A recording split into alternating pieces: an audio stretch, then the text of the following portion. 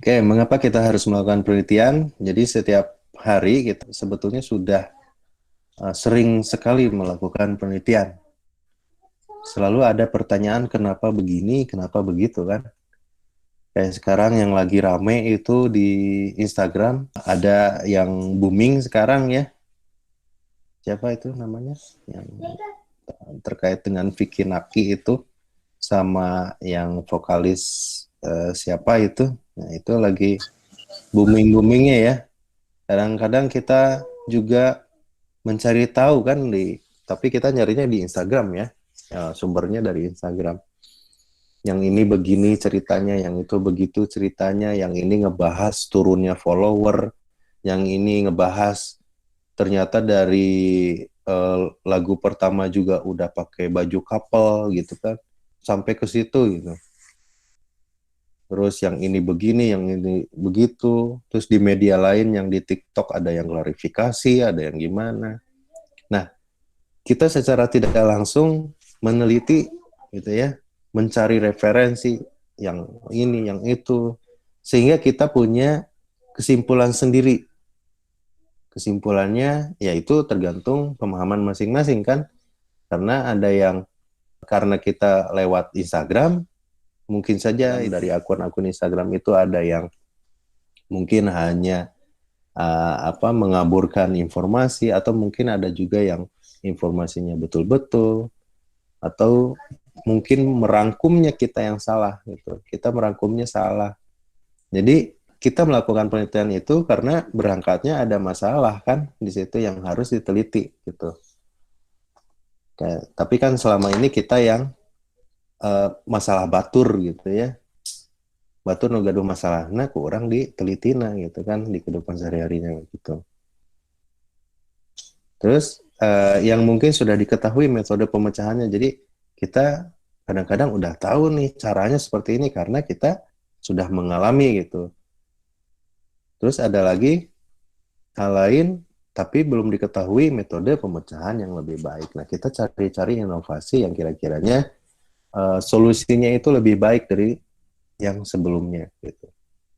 Berdasarkan bahasa itu research Inggris dan research itu kembali, to search mencari, jadi kembali mencari hal-hal yang baru gitu. Menurut si Bernstein ini, proses mengeksplorasi yang tidak atau belum diketahui, mempelajari dan mempelajari hal yang baru, membangun pengetahuan baru tentang hal-hal yang belum pernah dipahami siapapun sebelumnya. Jadi kita meneliti itu untuk mencari tahu gitu kan, dan mendapatkan hal yang baru gitu. Oke, tujuannya adalah aktivitas yang dipertimbangkan, yang bertujuan untuk memberi kontribusi orisinal terhadap pengetahuan. Nah, kenapa nih yang dipertimbangkannya ini dimerahin? Jadi segala sesuatunya itu dipertimbangkan dulu, caranya gimana, terus alatnya pakai apa, gitu kan? Hasilnya mungkin bisa dibayang-bayang nih, seperti ini hasilnya gitu ya. Nah, bertujuan untuk memberikan kontribusi yang orisinal. Orisinal itu betul-betul yang kita kerjakan gitu sendiri, bukan menyadur dari orang lain gitu ya, atau mungkin mencaplok punya orang lain di aku sama kita gitu. Jangan. Oh, tujuannya itu untuk pengetahuan yang baru gitu kan. Karena atau mengupdate pengetahuan yang baru gitu. Kontribusi untuk tubuh pengetahuan di bidang penelitian yang diminati. Jadi apapun yang ya, karena kita di bidang teknik informatika, jadi ya kita harus memberikan kontribusi di bidang tersebut gitu. Nah, ini bentuk kontribusi ke pengetahuan. Jadi secara khususnya kita menemukan atau merefusi 4 hal di sini. Ada teori, ada metode, ada fakta, dan aplikasi gitu. Jadi kita kemana nih nelitinya? Apakah berdasarkan teori atau pakai metode untuk menemukan hal yang barunya, atau berdasarkan fakta-fakta, atau berdasarkan ya kita pakai alat untuk membuktikan statement kita gitu. Nah, ini kontribusi ke masyarakat tidak setelah nanti kalian membuat proposal, itu tidak langsung ke objeknya. Jadi tidak akan secara langsung dampaknya. Kalau misalkan kita aplikasi ini sebetulnya ditujukan untuk melayani masyarakat. Nah, itu melayani masyarakat. Belum tentu semua masyarakat, kan masyarakat itu banyak gitu ya. Belum tentu semuanya bisa terlayani oleh itu. Apa saja faktornya? Ya banyak. Kalau yang namanya misalkan pelayanan berbasis teknologi informasi, diukurnya gitu ya, diukurnya mungkin belum semua masyarakat memiliki smartphone. Belum tentu masyarakat di Indonesia itu ada jaringan internetnya, gitu. Nah, definisi penelitian. Penelitian itu apa sih? Gitu. Penelitian dilakukan karena ada masalah yang harus diteliti di sini. Masalah penelitian. Di mana masalah penelitian sendiri muncul karena adanya latar belakang masalah yang terlahir dari masalah kehidupan. Ternyata kehidupan keneh ya yang membuat masalah gitu. Terus penelitian dilakukan secara terencana, sistematis, berulang-ulang, dan terukur. Nah, ini tidak ada yang didadak-dadak gitu ya. Semuanya terencana. Mau gimana? Terus kalau misalkan ada plan A, harus ada plan B-nya, harus ada plan C-nya, atau mungkin plan yang lain gitu. Atau tombol darurat kalau ada gitu ya. Lalu penelitian harus memiliki originalitas di sini dan novelty, kebaruan. Jadi yang usang-usang nggak usah di ini lagi, ya cari kebaruannya gitu. Lalu originalitasnya, yang lainnya A, ya kita bikin AA gitu ya. A pangkat 2-nya misalkan gitu. Jangan yang lain udah meneliti A, ya kita meneliti lagi tentang A, ya udah kan udah terjawab di penelitian sebelumnya gitu. Nah, lalu serta menghasilkan kontribusi yang orsinil pada pengetahuan dalam bentuk menemukan atau merevisi teori, metode, fakta, dan aplikasi kembali yang tadi ya. Gitu. Selanjutnya, penelitian vs pengembangan software. Nah, ini yang selalu terjebak di sini. Selalu saja kalau misalkan gini ya, kalau kalian jalan-jalan ke perpustakaan, baca-baca skripsi, mungkin saja di situ banyak sekali topik-topik yang menjadi apa isinya tentang pengembangan software gitu. Nah, lalu antar jurusan mungkin juga mirip-mirip ya sehingga tidak terlihat mana yang TI, mana yang SI atau bahkan sama yang MI. Bedana naon gitu ya. Nah, nanti kita akan kupas di sini. Gitu. Nah, membangun software bukanlah tujuan utama penelitian. Ini yang harus selalu diingat oleh kalian. Kalau MI boleh aja D3 karena kan kurikulumnya juga dia lebih ke skillnya gitu. Skill dalam membangun software. Yang perlu diingat ya nih, bukanlah tujuan utama penelitian membangun software itu. Hanya untuk test bed di sini. Untuk mempermudah kita dalam mengukur hasil penelitian. Jadi bila mana kita harus membuat software, nah itu sebagai alat untuk membuktikan dari apa yang kita rencanakan gitu ya, apa yang kita teliti gitu. Misalkan kayak gini, kita mau ngupas bawang atau kita mau mengiris bawang. Karena kita jagonya pakai samurai gitu ya, atau jagonya pakai kampak, nah apakah mengiris bawang dengan alat-alat tersebut bisa hasilnya sama dengan yang pakai pisau dapur? Gitu kan pemikirannya. Nah, kita coba, kita buat alatnya, pakai kampak dulu disesuaikan. Misalkan kampaknya jadi kampak yang kecil gitu ya. Dicoba gitu kan, dipukul diiris-iris ke bawang gitu ya. Terus yang samurai bikin yang model mininya atau tetap samurai yang dalam bentuk aslinya gitu. Ngecak gitu nya bawangnya kacacak, nya katelnya kacacak, semuanya jadi teriris-iris gitu. Apakah efektif dalam mengiris bawang gitu kan? Nah, dari membuat itu kan kita tujuannya bukan membuat samurainya atau kampaknya gitu ya, tapi apakah masalah pokoknya itu mengiris bawangnya itu bisa enggak gitu kan? Apakah irisannya lebih tipis dari pisau dapur atau mungkin gagal semua gitu? Atau misalkan yang jago menggunakan gergaji mesin gitu ya, gergaji mesin untuk memotong kayu itu, mungkin ada yang lebih jago dengan itu gitu. Tapi hasilnya seperti apa gitu kan? Apakah sesuai gitu kan? Nah, atau mungkin membuat dalam bentuk lain. Kalau sekarang kan di apa marketplace itu banyak yang hanya memasukkan bawang saja, lalu kita goes pakai tangan gitu kan, terus pada jatuh ke bawah itu ke wadahnya udah teriris-iris gitu, yang apa tipis-tipis, lebih bagus. Nah, itu novelty, kebaruan, yang inovasi lah gitu, ada inovasinya membuat sebuah pengiris bawang yang hanya tinggal memasukkan bawangnya lalu digoes. Nah, yang ada digoes nanti yang baru lagi pakai motor dinamo kecil, tinggal mencet, atau nanti nggak usah mencet, tinggal pakai voice recognition misalkan, iris gitu, iris dua bawang, kayak kita mau apa, mau masak telur misalkan, alatnya itu udah bisa langsung bawa bawang sendiri, ini sendiri. Nah, itu kebaruan-kebaruan kayak kayak seperti itu gitu yang diteliti. Bukan kita peso dapur deh yang ditelitinya gitu ya. Oke. Ketika pada penelitian kita mengusulkan perbaikan suatu algoritma, propose method. Nah, ini yang kita perbaiki tadi gitu ya, yang hasil inovasi-inovasi tadi itu hasil dari perbaikan gitu.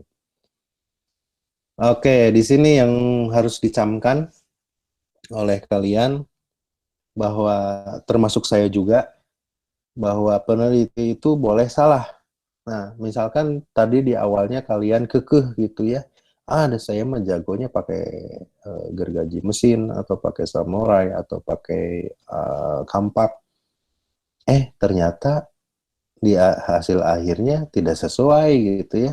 Geningan lebih butut tibatan apa pisau dapur. Ya itu konsekuensinya ya, kesimpulannya seperti itu, tapi tetap bisa menyimpulkan kan bahwa menggunakan alat-alat tadi, kampak, samurai, atau pakai gergaji mesin, itu tidak bisa ngiris bawang. Ya itu hasilnya. Nah, apakah valid? Valid. Kalau menurut saya valid. Karena apa? Ya kesimpulan tadi kan bisa, kalau dibaca sama orang lain, yang mungkin punya pemikiran yang sama gitu ya. Geningan batur ge geus iya pakai kampak, pakai samurai, ternyata garagal. Nah, ngasih tahu orang lain kan gitu. Nah, lalu peneliti tidak boleh bohong atau menipu. Nah, ini kalau misalkan terlebih dari penelitian yang bentuknya kuantitatif. Nah, karena mungkin kita bikin kuesioner ya, tapi setelah dihitung tidak valid semua. Nah, itu kenapa? Apakah tidak validnya itu dari kita salah membuat soalnya, pilihan gandanya, sehingga tidak dimengerti oleh respon, salah kita membuat jawabannya, atau mungkin saja keadaan di kondisi di objek yang tersebut ya seperti itu gitu. Nah, itu tidak boleh dimanipulasi sehingga harus dibuat valid gitu. Karena kan ada ketentuannya ya, kalau misalkan sekian responden, hasil ininya tuh harus sekian persen, kan udah belajar statistik ya, lebih paham kalian. Nah, itu tidak boleh dimanipulasi statistiknya. Ya, klasifikasi penelitian. Oke, ini klasifikasi penelitiannya. Nah, nanti kita ada 3 unsur di sini. Ada pendekatan, ada metode, dan jenisnya. Kita menentukan tadi ya, harus terencana. Nah, kita mau pakai apa nih pendekatannya? Mau kualitatif kah? Mau kuantitatif? Metodenya mau pakai tindakan atau eksperimen, atau studi kasus, atau mau survei. Nah, kalau jenis penelitian kita nantinya mau dasar, mau terapan, explanatory atau konfirmatory, deskripsi atau eksperimen atau korelasi. Nah, nanti kita menentukannya ini di sini. Mau pakai yang mana nih, gitu kan? Nah, ini akan dibahas. Kalau pendekatan itu diantaranya ya tadi kualitatif ya. Itu kebanyakan dari ilmu sosial konsepnya peningkatan pemahaman terhadap sesuatu dan bukan membangun penjelasan dari sesuatu. Terus sifatnya subjektif, berorientasi, observasi tanpa dikontrol dan secara umum tidak ada generalisasi. Lalu dilakukan bidang sistem informasi dengan metode penilaian seperti studi kasus, survei, berbasis pola alur induktif. Jadi ini pengamatan terhadap objek penelitian gitu ya khususnya. Lalu hasilnya itu konsep atau teori baru secara umumnya gitu. Ya, terus pendekatan kuantitatif dari ilmu alam, konsepnya bagaimana sesuatu dibangun dan bekerja dan membangun penjelasan dari sesuatu. Sifatnya objektif, berorientasi ke verifikasi, observasi yang dikontrol dan secara umum ada generalisasi. Menggunakan skala numerik berbasis pola alur deduktif induktif. Nah, ini maksudnya di sini adalah kuesioner biasanya gitu kan. Menggunakan skala numerik berbasis pola alur dan deduktif induktif gitu.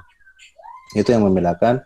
Kalau yang ini mencari langsung, kalau yang kualitatif, lalu kalau kuantitatif itu berdasarkan sumbernya itu dari kuesioner gitu. Ada objeknya gitu ya. Lalu untuk metode ada penelitian, tindakan, eksperimen, studi kasus, survei gitu ya. Nah, ini bisa dibaca nanti. Nah, saya lebih ke ininya dulu. Jenis. Nah, kalian berpikirnya itu di dasar saja dulu, di dasar. Karena kalau misalkan kalian nantinya langsung ke misalkan korelasi atau yang mau langsung eksperimen atau ke deskripsi itu terlalu sulit. Jadi kalau bisa misalkan dasarnya itu sudah kuat, insya Allah nanti bisa dinaikkan ke terapan. Lalu nanti tinggal milih mau yang konfirmatori atau yang explanatory. Terus mau ke kualitatif atau kuantitatif. Lalu nanti mau dibuat eksperimen atau enggak. Setidaknya di dasarnya sudah kuat. Kalau di latar belakangnya itu permasalahannya itu sudah kuat. Terus apa yang kita rencanakan atau kita mau buat solusinya sudah ada gitu ya. Lalu manfaatnya atau tujuannya juga jelas. Jangan sampai misalkan dari beberapa instrumen tadi nggak nyambung semua. Jangan. Nantinya nggak kemana-mana, jadinya cuma dasar aja terus gitu ya. Tuh. Nah, ini gaya penelitiannya. Jadi karena metode penelitian mata kuliah ini ada di ITI, jadi sorotannya itu adalah computer engineering, computer science, dan information technology, gitu ya. Kalau yang ini untuk SI, information system, kalau yang software engineering itu bisa dikatakan ke MI-nya saja, gitu ya.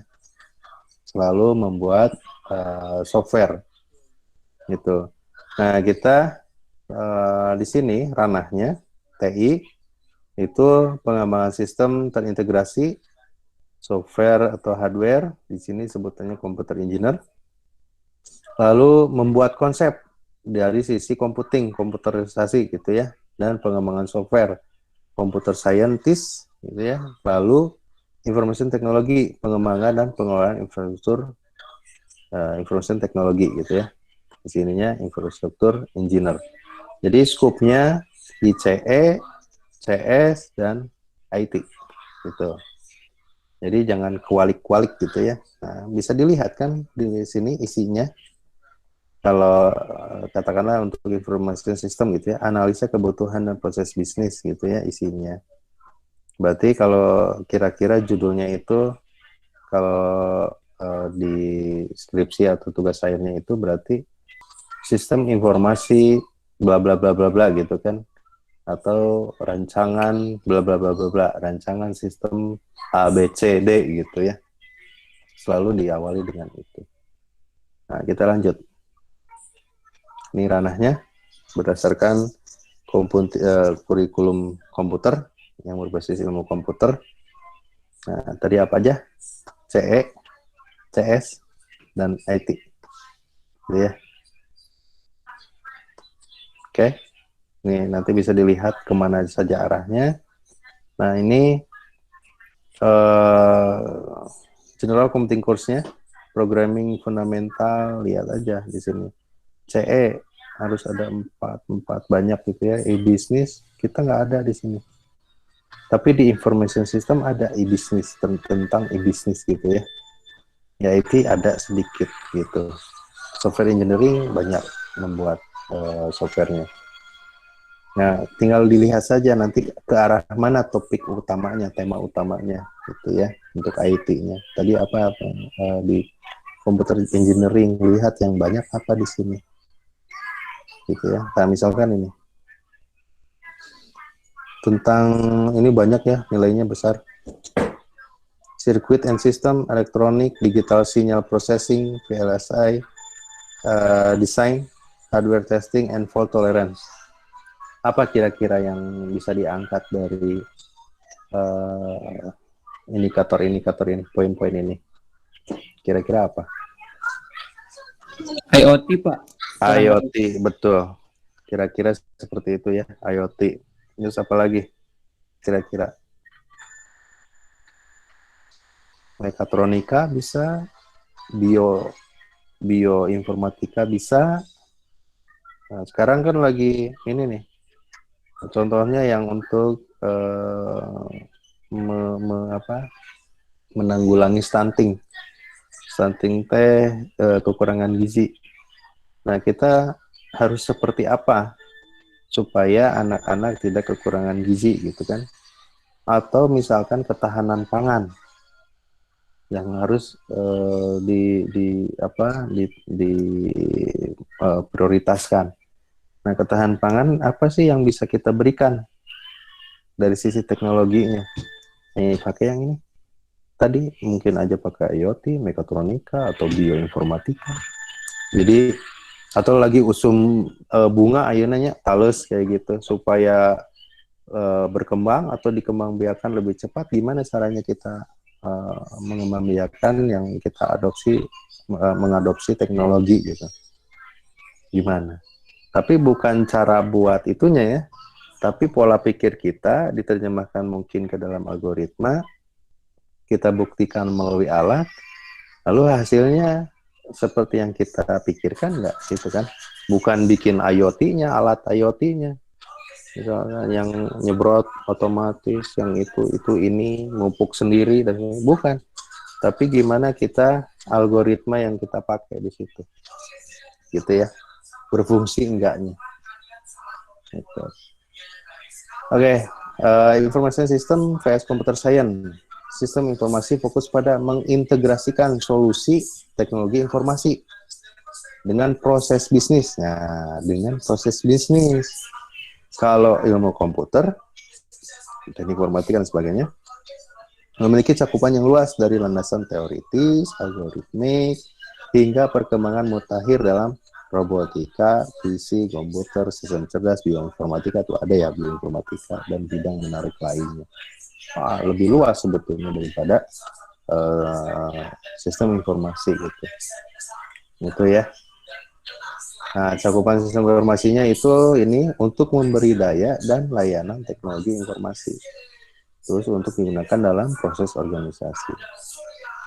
Integrasi solusi, nah mengintegrasikan aja pokoknya teknologi informasi dan proses bisnis untuk membantu perusahaan dalam menentukan dan mencapai tujuannya. Saya skip ya karena kita di TI gitu ya. Nah, kalau ilmu komputer itu merancang dan mengimplementasikan perangkat lunak, menemukan cara baru untuk menggunakan komputer, terus mengembangkan cara yang efektif untuk memecahkan masalah komputasi. Nah, bisa dibaca sendiri nih. Ilmu komputer mengambil pekerjaan pemrograman yang menantang. Mereka menguasai pengembang lain, membuat mereka mengetahui pendekatan yang baru, software development gitu ya. Terus sains di bidang jaringan, database, dan interface gitu ya. GUI memungkinkan pengembangan website. Peneliti komputer sains bekerja dengan ilmuwan dari bidang lain, berkolaborasi dengan bidang lain. Contohnya tadi yang dihasilkan ini bioinformatika, gitu ya. Ya, lalu menggunakan database untuk menciptakan pengetahuan baru. Nah, di sini misalkan smart city menggunakan database karena big data itu, ya, dan menggunakan komputer untuk membantu menguraikan rahasia DNA kita. Wah, luar biasa ini. Ada di computing algorithm application dan sebagainya. Nah, ini lebih ke ini pemaparan ini. Ini contoh-contoh dulu ya. Contohnya misalkan gini, tentang logika Fuji. Ini yang ditanda panah ini learning development itu tadinya pola pikirnya cuma segitu. Terus ada yang lain memikirkan juga tentang logika Fuji segini. Terus Sugeno nambahnya yang benjolan ini. Terus Mamdani menambah lagi luas areanya. Sukamoto juga nambah. Terus ada juga misalkan kalian nih yang tertantang dengan logika Fuji. Sudah baca yang Sugeno, sudah membaca yang Mamdani, Sukamoto gitu. Sehingga nambah lagi tuh yang titik-titik ini. Nambah pengetahuannya. Jadi semakin besar logika Fuji itu. Jadi jangan takut kehabisan ide gitu ya, jangan. Aduh, naon deui ya, gitu bisa digarap. Jangan, masih banyak yang bisa digarap, diteliti gitu. Ya, sama itu ya. Nah, originalitas penelitian. Originalitas pada metode memecahkan masalah yang orang lain sudah mengerjakan sebelumnya, tapi dengan metode yang berbeda. Tadi di awal saya bilang misalkan yang sebelumnya ngiris bawang itu hanya menggunakan pisau dapur. Karena kita pandai menggunakan samurai atau kampak, kita coba pakai kampak. Hasilnya seperti apa? Gitu ya. Terus model penelitian yang kontribusi ada pada method improvement. Terus originalitas pada masalah. Memecahkan suatu masalah yang orang lain belum pernah mengerjakan sebelumnya. Nah, kalau misalkan kalian menggunakan kampak itu lebih baik dari pisau dapur, nah itu berarti masalahnya itu originalitas pisan gitu ya. Mengerjakan sebelumnya belum pernah Aino pakai kampak, tapi hasilnya lebih bagus dari irisan pisau dapur gitu. Model penelitian yang kontribusi ada pada penemuan masalah baru sebagai objek penerapan metode. Contoh kecil-kecilannya. Jadi temanya itu nggak usah yang jelimet-jelimet gitu. Ini contoh. Ada kontribusinya gitu ya. Algoritma genetika untuk penentuan mesin bendungan yang paling optimal. Apakah ada objeknya? Ada? Ada. Bendungan ya. Adakah menerapkan algoritmanya? Ada. Genetika. Mau ngapain kontribusinya? Menentukan desain, gitu ya. Supaya apa? Supaya optimal, gitu. Itu yang paling sederhana. Terus yang lainnya ada lagi nih, penerapan metode XYZ untuk pemecahan masalah konvergensi prematur. Wah, ini lebih ke algoritmanya, gitu kan? Pada, gitu kan? Pemecahan masalah konvergensi prematur karena dirasa misalkan yang algoritma genetika ini ternyata kurang optimal gitu kan, kurang optimal untuk mendesainnya gitu. Nah, maka dirubah atau ditambahkan metode XYZ untuk memecahkan masalah konvergensi prematur yang ada di algoritma genetika untuk penentuan desain bendung. Kontribusinya ini menerapkan metode exeget yang sebelumnya tidak pernah digunakan orang untuk mengerjakan masalah tentang konvergensi prematur ini pada algoritma genetika. Terus yang lainnya masih sama penerapan metode exeget untuk pemecahan ini, tapi ada tambahan dengan 7 parameter dengan cara-cara yang lain gitu ya. Parameternya apa aja yang digunakan. Metode exeget misalkan ada beberapa parameter gitu ya, tapi yang dipakainya hanya 7 parameternya saja. Atau mungkin juga parameternya ini dalam mendesain bendungannya gitu, parameternya apa saja yang harus dilalui gitu. Kontribusinya menerapkan metode exeget ini untuk memecahkan masalah konflik prematur. Nah, penentuan desain bendung dengan 7 parameter tadi ya yang saya bilang gitu. Jadi parameter-parameter ini digunakan apakah masuk ke dalam metode-metode ini dan algoritmanya dalam mendesain bendungan. Gitu. Nah, yang tidak memiliki kontribusi, nah ini sering banyak ditemukan.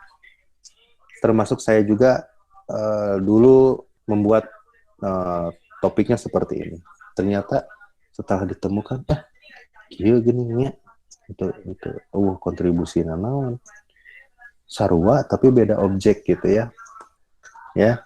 Jadi kalau topiknya seperti ini, nanti untuk kedepannya mungkin saja akan ditolak gitu ya.